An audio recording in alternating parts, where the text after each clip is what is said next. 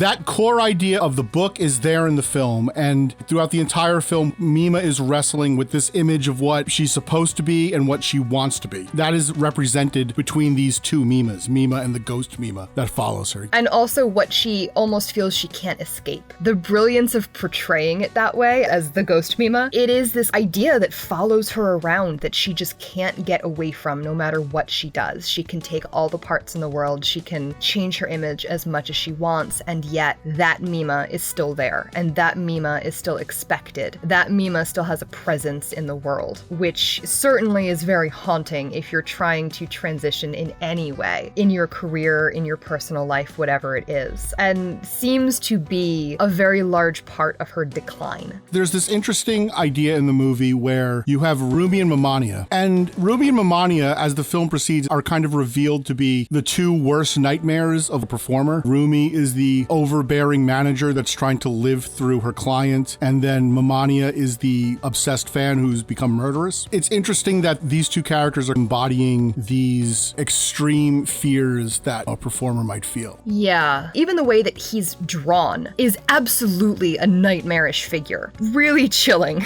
To the point where when I first watched this film, the very first time I ever saw it, I wasn't convinced he was real. He really is so, spooky, honestly, that it seems that he could really just be a figment of her imagination. Rumi, as the manager, is definitely putting pressure on her, definitely trying to steer her in a direction that is much more corporate, which when I think you hear firsthand accounts from celebrities, from, pop stars, whatever, many of them seem to have this institutional figure that is an absolute nightmare to them, where it's this was not my artistic vision, this is what the label wanted, this is what my manager wanted. That is absolutely Rumi's role, is to steer her in that institutional direction. So she does have this dual pillars of pressure on both sides that I think, coupled with the fact that she herself seems very uncertain of what she wants out of her career. If we're looking at her personality, she does seem to be that very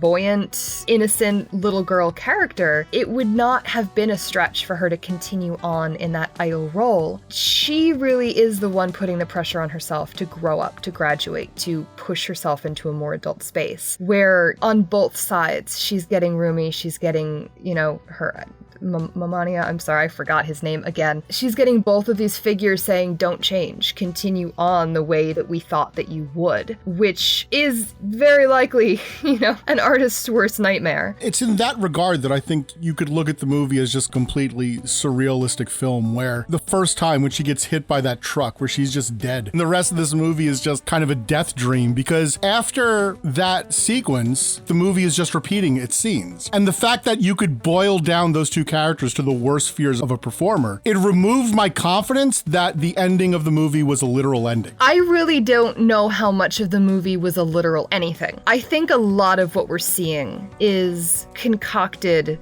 by her mind. At least that's the impression that I get, especially the more we see her own mental elements seeping in, the more we see her speaking to herself. Again, Ghost Mima chasing her around, all of these things, they're not literal, There really doesn't seem to be a whole lot of literal happening here, which also leads us to wonder how much of what's actually happening is happening. Is she even getting these roles? Is she just imagining how this career transition would go? Is she concocting another nightmare for herself? What is actually happening? I don't think we can safely assume any of it from what we're seeing on the screen. The thing that completely shook me, that scene where the doctor in the drama is basically saying the entire movie we've seen is a lie, and Mima really was that girl, is foreshadowing the end, where the doctor is telling Mima that Rumi still thinks she's you. When you start taking that into consideration, and then the tonal juxtaposition where the opening of the movie is juxtaposing this concert to these quiet scenes, and then even during the filming of the rape sequence where the music is playing and she's screaming, then they stop so they could move the cameras and everything's quiet. So much of everything is recalling something that happened before. At this point in my life, I would tell you that, yes, nothing is real. A lot of it does seem as if she's taking these pieces of her life, of her career, and replaying them, either in a much more dramatic way as part of her own story, or vice versa, perhaps posing these more dramatic things as more benign parts of her career. But there are echoes to just about everything that we see in these different capacities. So then it becomes the question of, well, what level is it actually happening on? Are we witnessing her career? Are we witnessing her life? Are we witnessing somewhere in between that is actually neither of the above? It's not clear cut at all, and I don't think that you can come into this film from any literal point of view whatsoever. That's interesting too. Like, I never thought about that. Just looking at the whole movie as some kind of allegory for her life in general. I don't know if I would go as far as to sit there and say this movie symbolizes her from like childhood to an adult, even though, as I say that, when you think about the title of the book, Metamorphosis, that actually does kind of make sense. So that's actually why I wanted to read the book, because I was very intrigued by the even like surrealness of the title. Like, what does perfect blue even mean? Like, I wanted to know. I needed to know. So obviously my first connection with that was, you can hear people talk about a blue movie or a blue set, like something kind of racy and off color, but it almost seemed too simple for the film itself. So I wanted to go specifically to the book and figure out how they were using this. And I guess luckily the author uses blue a lot to describe things. He talks about a blue mood and like blue tones of voice. Someone says something in a blue manner. And it does seem to kind of hint at this more internalized depression, almost like a nostalgic melancholy. So in the book, at least, this perfect blue complete metamorphosis seems to mostly be referring to the idea of looking at her past kind of nostalgically and yet making this complete transformation in her persona, in her personal image. In the book, at least, it's definitely going from that innocent little girl image into an actual complete woman. By the time the book is over, she is absolutely an experienced adult in many senses of the word. And I think that that still holds up in the film. The blueness that we're seeing could very well be this more internal melancholy, her own maybe longing for a different way of being, looking back and forward at the same time,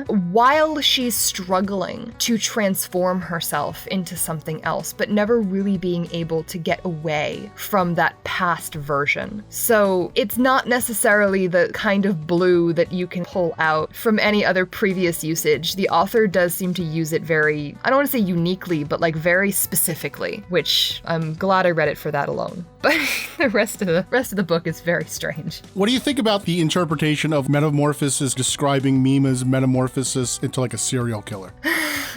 I mean, that's definitely an interesting interpretation. I think that my go-to association with Metamorphosis is maybe always a little bit more mental. I look at it more as her transition into this other person, but in this way that she's not her old self and certainly not the self that she wanted to be. It's this constant ramming up against that idea of who she wants to be. Is that a serial killer? Maybe. I mean, like, the film is definitely a transformation on a lot of different levels. On the surface, we have the transition of her from idol pop star into actress. A little bit beneath that, we have her transition from childhood star or wannabe childhood star into working adult. A little bit beneath that, we have the transition of her from naive child into maybe sort of broken person. Maybe somebody who doesn't really survive those stresses of adolescence and individuation. And then under that, we have the transformation from more or less well-adjusted person into really perhaps severely damaged, like maybe serial killer. So there's a lot of metamorphoses happening at once here. I'm just thinking to myself, if we're going to think about the psychological thriller aspect of this movie, who would we say is behind the murders? It's a good question. I mean, I like how open-ended the film is, because you could look at this from her perspective. perspective and say, it was somebody else, it was an obsessed fan. Or you could look at this and say, maybe she was acting all of this out herself. Maybe this was her. And I like that there's no clean answer to it. Did you notice that all the dead people have their eyes gouged out? Yes, which is where I went back to like, oh, this is about the gaze, you know, this is about people no longer watching. These are people who no longer see her. But on a very literal standpoint, that is some serial killer signature. In the book, the fan does not have a name, he's just the fan. And he is absolutely 100% the killer. And his goal is to save Mima by transferring her skin onto his body. It's real weird. So like the end of the book, the last like maybe 50 pages, is him after having skinned himself to try to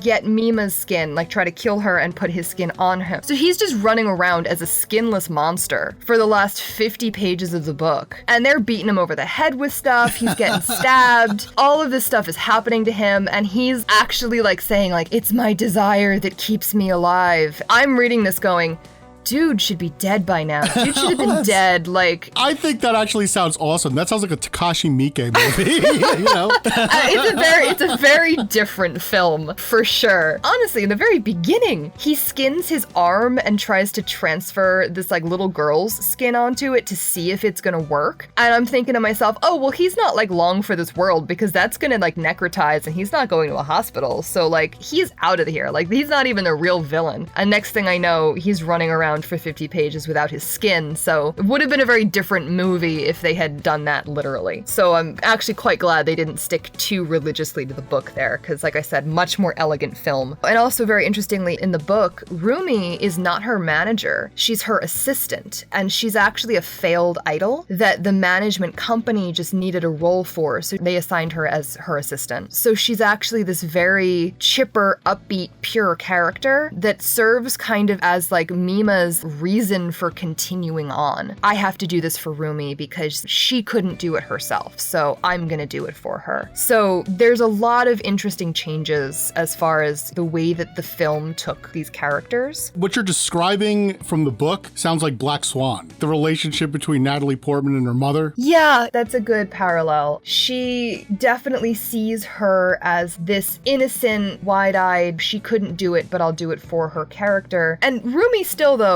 even in the book, is championing her to not change. Keep going on, keep being you. Your authentic self is the best self. You don't need to change and play the games that these other idols are playing. She also has a foil character in the book, Ochiai Eri, who is another idol who's kind of an upstart, but a more risque, sexy. She comes off more as like a modern idol than Mima has ever been. So Eri's kind of poking her with a stick the whole time, going, she's not long for this world, she's old, she's over the hill, she's not with it anymore. And that's also lighting a fire under Mima to say, I guess I have to change. I guess I have to do things differently. So there's a lot of different characters going on in the book than in the film. What we're seeing in the film is definitely a personal breakdown of her in this transition in her career versus all of these very external, kind of ham-fisted, pressures in the book. Well, they do reference that plot. The first drama Mima is starring in, the actress, when she's in character, she says he wants to become a woman by skinning these women alive or something like that. Oh, no, you're right. I forgot about that. They do reference that a little bit, but it's not the focus of the plot. I kind of wonder if those shitty movies that Mima is starring in, that's almost the movie making fun of the book. Interesting. The book sounds like it would be one of those like J splatter horror movies. Oh, it totally would be. I could easily see that. I believe the author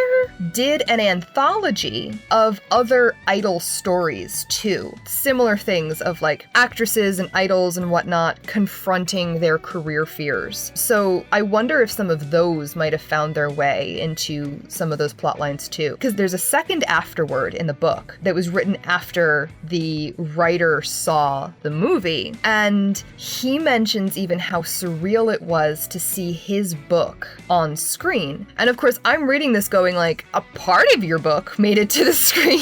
Like, very different book made it to the screen. But he did mention that there was a lot of involvement with other writers to get it to that point. So I think there were 2 other writers that were brought in to honestly seemingly just slash out giant parts of the book to get it to where it was for the film. But yeah, maybe that was either just kind of like a cheeky nod to some of the much more bizarre parts of the book, or I do wonder if maybe parts of those were from other stories that he'd written